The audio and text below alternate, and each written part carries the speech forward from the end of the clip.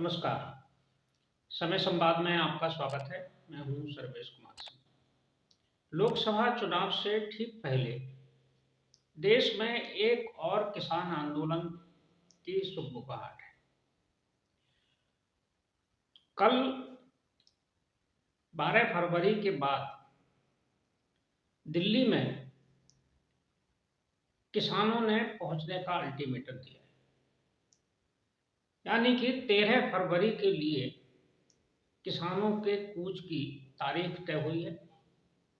विशेष रूप से पंजाब और हरियाणा के किसान दिल्ली कूच करने की घोषणा कर चुके हैं। ये किसान आंदोलन जो पिछला किसान आंदोलन था उसी की एक कड़ी के रूप में देखा जा रहा है। किसान आंदोलन की घोषणा के बाद से राज्य की सरकारें, विशेष रूप से हरियाणा सरकार और केंद्र सरकार भी इस आंदोलन पर नज़र बनाए हुए हैं और किसानों के साथ वार्ता करने की कोशिश कर रहे हैं। इस बार का जो किसान आंदोलन है, हालांकि ये पिछले आंदोलन से अलग है, मांगे भी अलग तरह की हैं, लेकिन कुछ मांग पिछले आंदोलन से ही जुड़ी हुई है। लेकिन इस बार का जो आंदोलन है, ये जो किसानों ने दिल्ली कूच का ऐलान किया है, वो चूंकि लोकसभा चुनाव से पहले का है, इसलिए इसका महत्व और अधिक है। पिछला आंदोलन जो हुआ था वो कोरोना काल था। कोरोना काल में हुआ था, चुनाव भी कोई नहीं था उस समय, उत्तर प्रदेश में चुनाव होना था, लेकिन इस बार लोकसभा का चुनाव होने जा रहा है। उसके पहले इस आंदोलन की सुगबुगाहट शुरू हुई है। सुगबुगाहट क्या है? आंदोलन की रणनीति बन चुकी है। संयुक्त किसान मोर्चा ने 13 फरवरी को दिल्ली कूच का ऐलान किया हुआ है। राज्य सरकारों ने, हरियाणा सरकार ने अपने सभी रास्ते पर पूरी नाकेबंदी की है। दिल्ली में भी केंद्र सरकार भी अलर्ट है, दिल्ली पुलिस भी अलर्ट है। किसानों की मांग है कि एमएसपी पर कानून बनाया जाए। ये मांग किसानों की जो पिछला आंदोलन था उसकी जो मांगे थी उसी से जुड़ी हुई है।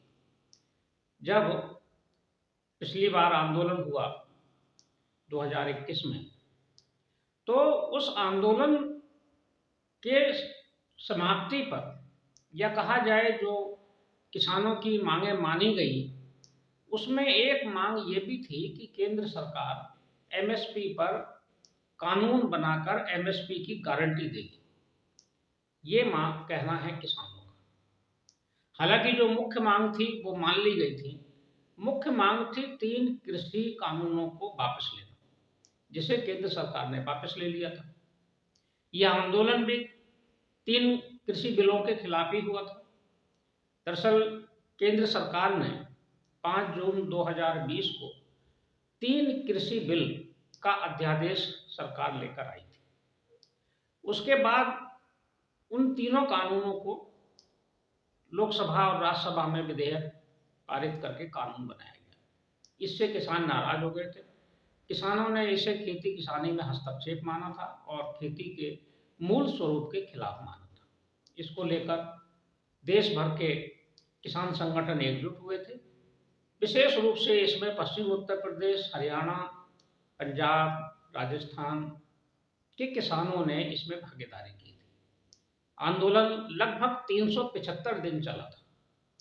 कड़ाके की सर्दी में भी आंदोलन जारी रहा था और बाद में अंततः सरकार ने, एक लंबे आंदोलन के बाद केंद्र सरकार ने 19 नवंबर 2021 को ये घोषणा कर दी थी कि सरकार इन तीनों कानूनों को वापस ले लेगी। और उसके बाद फिर सरकार ने लोकसभा और राज्यसभा में विधेयक पेश करके इन कानूनों को वापस ले लिया था। इस तरह ये आंदोलन समाप्त हो गया था। लेकिन जो वार्ताओं का दौर चला था उसमें एमएसपी भी एक मुद्दा था। हालांकि मुख्य मुद्दा उस समय एमएसपी नहीं था। उस समय जो मुख्य मुद्दा था वो 3 बिलों को वापस लेना था। लेकिन किसान संगठनों ने बाद में एमएसपी को भी मुद्दा बना लिया था और इसकी मांग लगातार किसान संगठन करते रहे।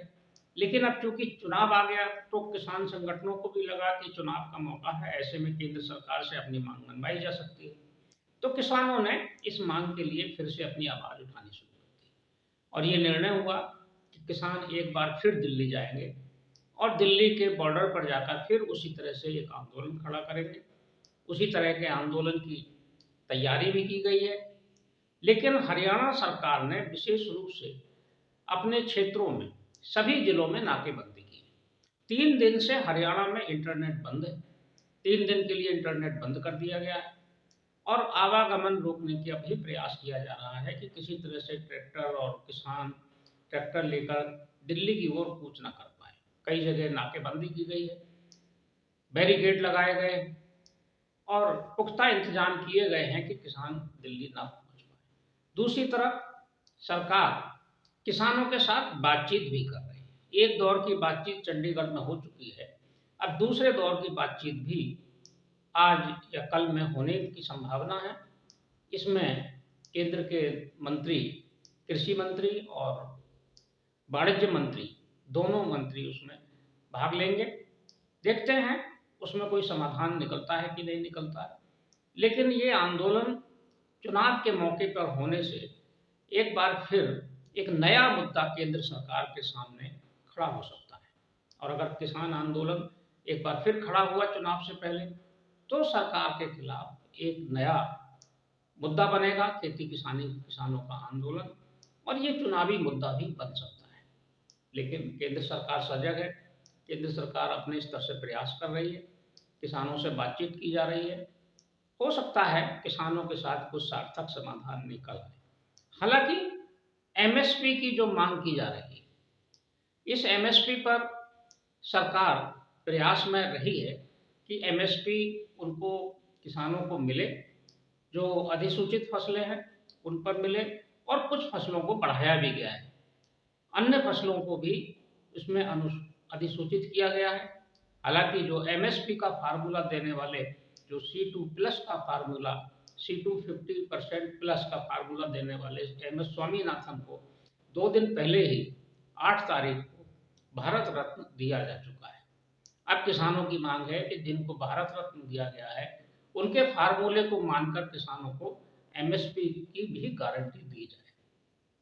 किसानों की मांग जायज है, इसमें कोई दो राय नहीं है कि किसान को अगर उसके उपज का, उसके परिश्रम का अगर सही मूल्य मिले तो देश खुशहाल होगा, देश आत्मनिर्भर बनेगा और ये देश की विकास दर के लिए बहुत महत्वपूर्ण होगा। कृषि खेती किसानी का जीडीपी में योगदान रहा है।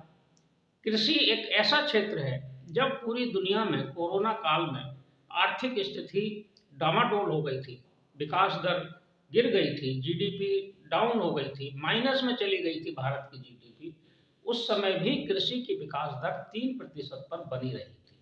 यानी कि केवल खेती किसानी ही एक ऐसा धंधा था, ऐसा काम था जिसने देश की विकास दर को संभाले रखा और किसानों की ही बदौलत केंद्र सरकार ने कोरोना के उस सबसे बड़े खाद्यान्न संकट का सामना भी कर लिया, जिसमें देश के लगभग 80 करोड़ गरीबों को निःशुल्क खाद्यान्न उपलब्ध कराया जा रहा है प्रधानमंत्री गरीब कल्याण अन्न योजना के अंतर्गत।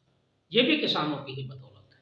किसानों का जो परिश्रम है, जो अन्न उत्पादन है, उसी के कारण देश को कोरोना काल में भुखमरी से भी बचाया जा सका।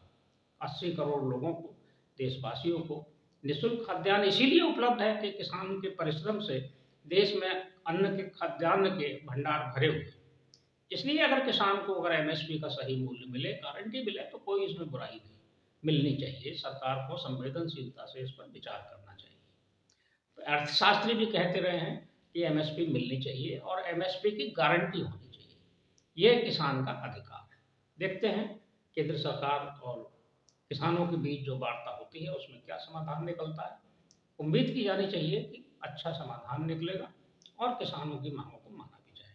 समय संवाद में आज बस इतना ही। कल फिर मिलेंगे किसी एक खास विषय के साथ। तब तक के लिए मैं सर्वेश कुमार सिंह आपसे विदा लेता हूँ। नमस्कार।